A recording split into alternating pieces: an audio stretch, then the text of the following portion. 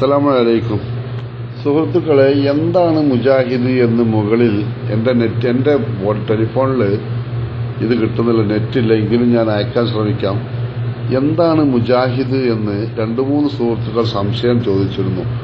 ഒരാൾ മുജാഹിദ് എന്ന് പറഞ്ഞാൽ കുറച്ച് എരിവും കുറച്ച് പുളിയും കുറച്ച് വെള്ളയും കുറച്ച് കറുപ്പും എന്നൊക്കെയാണ് എഴുതിയത്. മുജാഹിദിന് ശരിക്കുള്ളൊരു ഡിഫിനിഷൻ ഉണ്ട്, വേണമെങ്കിൽ ഞാൻ പറഞ്ഞു തരാം.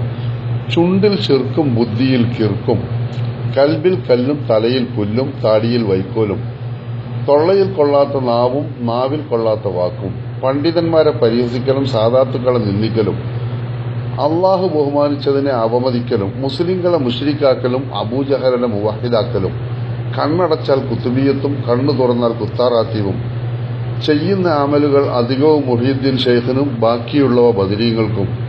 ഇതൊക്കെ കൂടി ഒരുമിച്ചുകൂടി അവസാനം ഇതിലൊക്കെ കൂടെ കൂട്ടിക്കുഴച്ച് ഒരു 4 കൊട്ട ധിക്കാരവും കൂട്ടിയാൽ മുജാഹിദായി എന്നാണ് അറിയപ്പെടുന്ന ഏറ്റവും വലിയ ഡെഫിനിഷൻ. ഇതാരെയും വ്യക്തിപരമായിട്ടല്ല, ഒരു മുജാഹിദിന്റെ ഡെഫിനിഷനാണ്. വേണ്ടവർക്ക് പഠിക്കാം, വിശകലനം ചെയ്യാം, അല്ലാത്തവർക്ക് നിരസിക്കാം. അസ്സലാമു അലൈക്കും വറഹ്മത്തുള്ളാഹി വബറകാതുഹു.